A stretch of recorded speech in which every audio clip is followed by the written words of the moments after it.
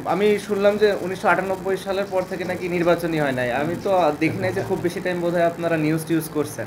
আসলে আজকে গাছ লাগালে আর কালকে তো ফল পাবেন, এটার ফল পেতে পেতে হয়তো আপনার ছেলেরা পাবে, মেয়েরা পাবে। আমি যতদূর দেখেছি কিংবা সবার সাথে কথা বলে যতটুকু জেনেছি, মানুষের সাথে কথা বলে যতটুকু জেনেছি, তারা শান্তিতে আছে। সব থেকে ইম্পর্টেন্ট জিনিস এটা।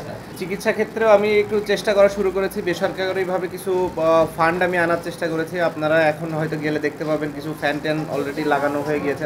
ব্যক্তিগত পর্যায়ে Bangladesh securities exchange and commission তারা তাদের একটা ফান্ড থেকে আমাকে 10 লক্ষ টাকা দিয়েছে, যেটা দিয়ে এই কাজটা শুরু হয়েছে। যত কিছু করা সম্ভব আমি তো বলেছি যে আমার জায়গা থেকে সর্বোচ্চ আমি করার চেষ্টা করব।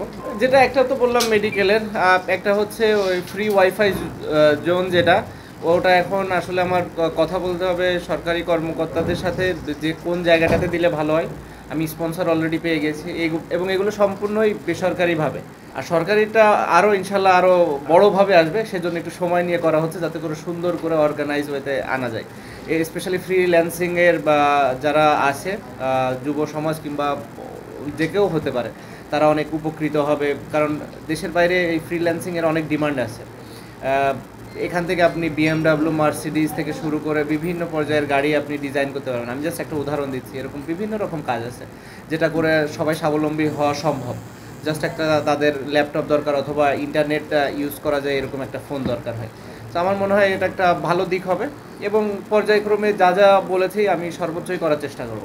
যে যে প্রকল্পগুলো আসলে হওয়ার কথা ছিল কিংবা অর্ধেক হয়ে আছে কিংবা সমাপ্তের পথে, এগুলা কিভাবে দ্রুততম সময়ে শেষ করা যায় সেই পদক্ষেপগুলোও নেব। আমি অলরেডি যশোর থেকে আসার পথেও কথা বলেছি, আমাদের আইটি পার্ক যেটা পুরোপুরি এখনও হয়নি, সেটা কত দ্রুততম সময়ে হতে পারে। সেটা হলে ওখানেও একটা বড় অ্যামাউন্ট অফ পিপুলের মনে হয় কাজের একটা সুযোগ তৈরি হবে।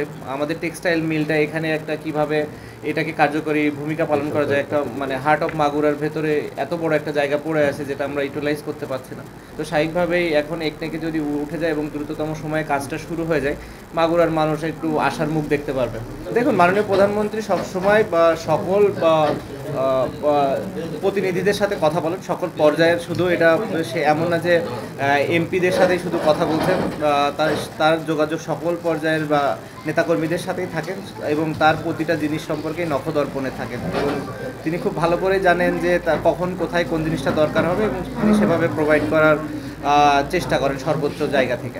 আমি শুনলাম যে ১৯৯৮ সালের পর থেকে নাকি নির্বাচনই হয় নাই। আমি তো দেখি নাই যে খুব বেশি টাইম বোধহয় আপনারা নিউজ টিউজ করছেন। একটু করা উচিত এগুলা নিয়ে, তাহলে মনে হয় আরও আগে থেকে উজ্জীবিত হতো। তো আপনাদের জায়গা থেকে একটু ভূমিকা পালন করতে হবে, ভালো ভূমিকা পালন করতে হবে।